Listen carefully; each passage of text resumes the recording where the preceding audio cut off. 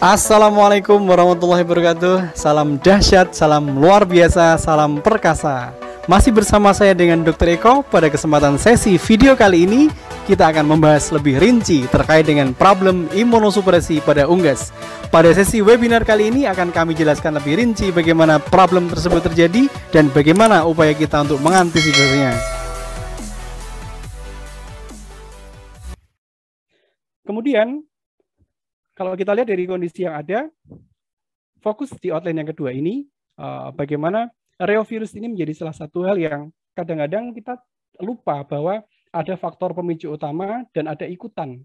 Nah, biasanya yang menjadi faktor pemicu utama, kalau kita tidak teliti banget, kita hanya melihat superficialnya saja, maka reovirus tidak akan terdeteksi. Sehingga kita sering menyebutnya sebagai musuh dalam selimut.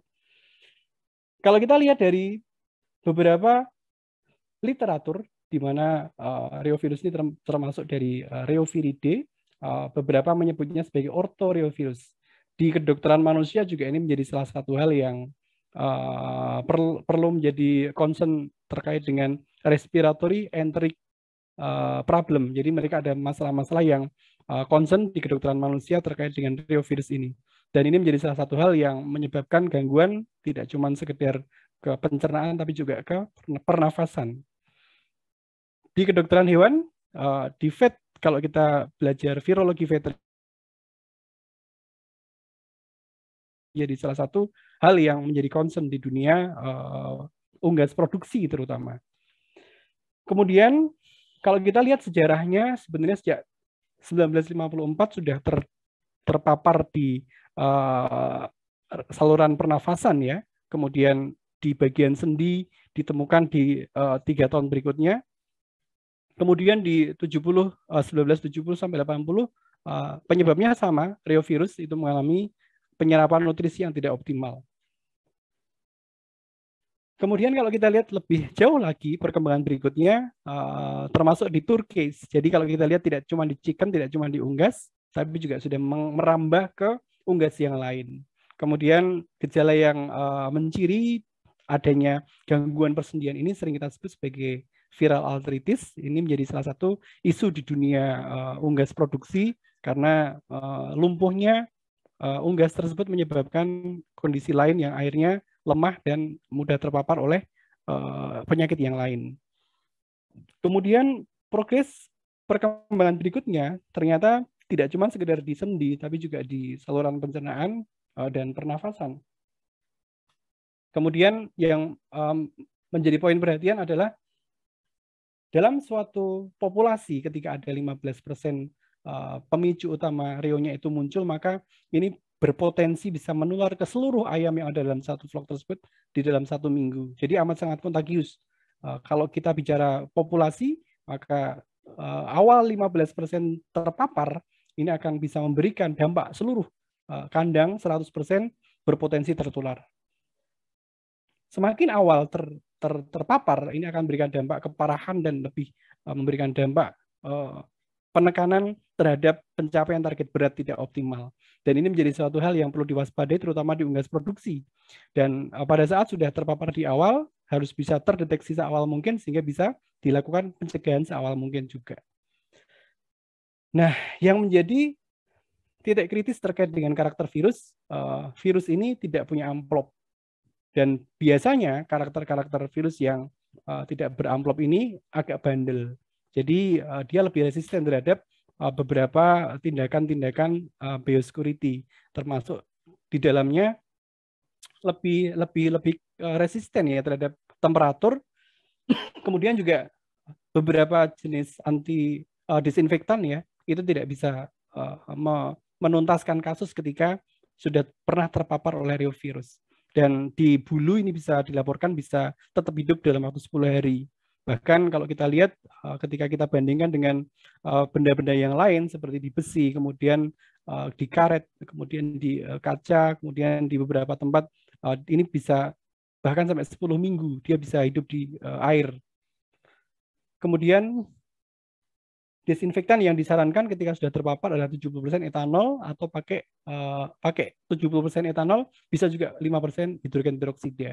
karena sensitivitas terhadap beberapa disinfektan tidak optimal, dan ada beberapa penelitian yang akhirnya mengkonfirmasi ada 3 jenis yang lebih sensitif terhadap Rio itu sendiri.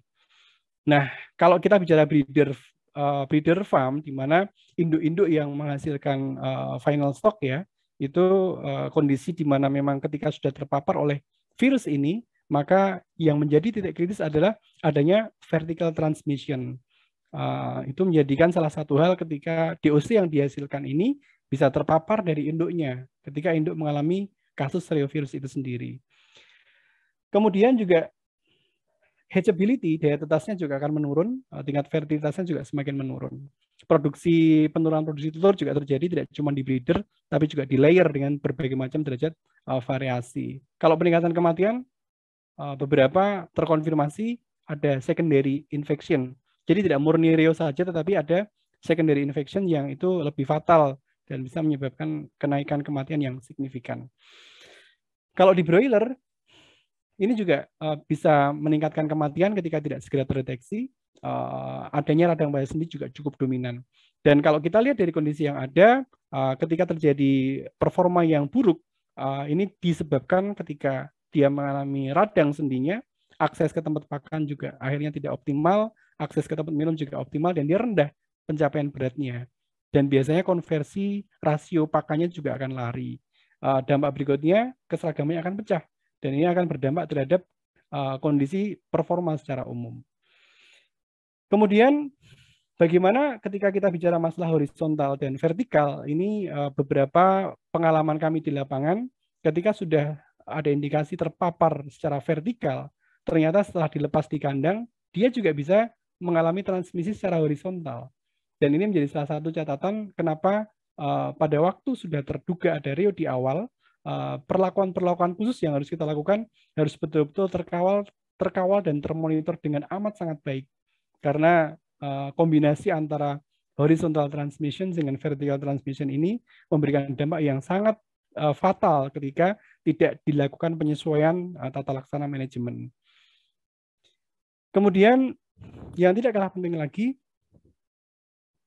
kalau kita bicara di produksi ya, pada waktu kita bicara unggas produksi, maka ketika terjadi komplikasi dengan penyakit yang lain, ini pencapaian target beratnya juga bahkan bisa separuh dari yang ideal. Kalau tanpa adanya komplikasi yang lain, pencapaian beratnya itu terdepres sekitar 10-30%. Tapi ketika ada komplikasi, tidak cuma terdepres beratnya, tapi ini menyebabkan kondisi yang lebih fatal. Kematian bisa meningkat ketika ada infeksi yang lain. Berikutnya, nanti teman-teman bisa mencoba melihat rangkuman dari presentasi ini terkait dengan reovirus di YouTube saya coba merangkum dalam durasi yang tidak terlalu lama.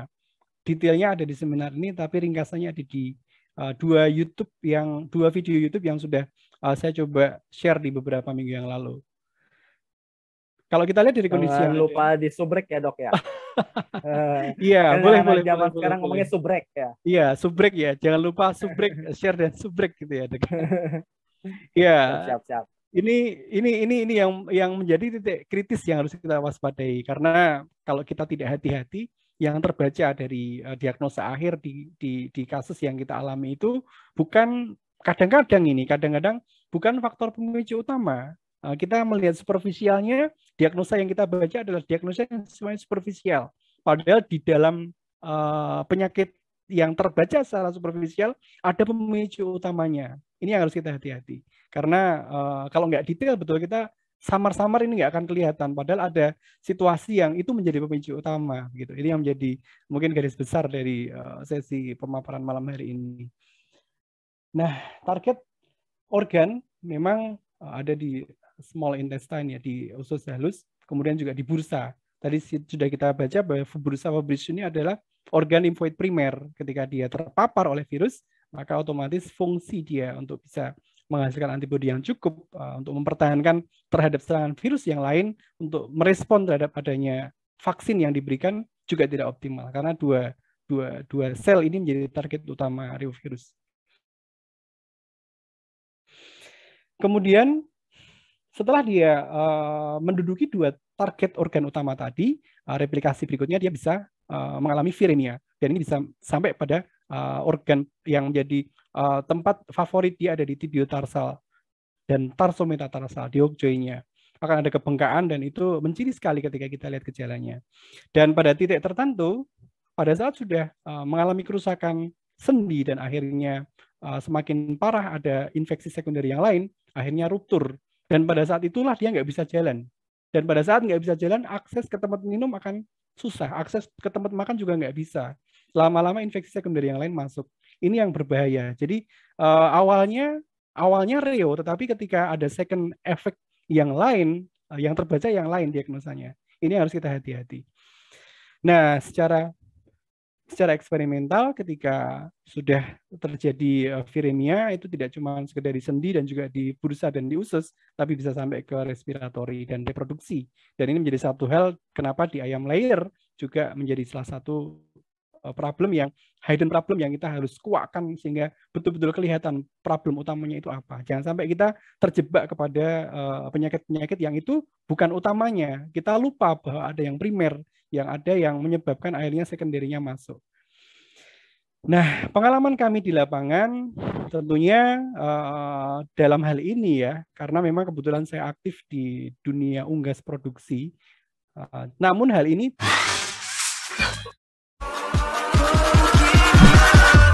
catch 'em all.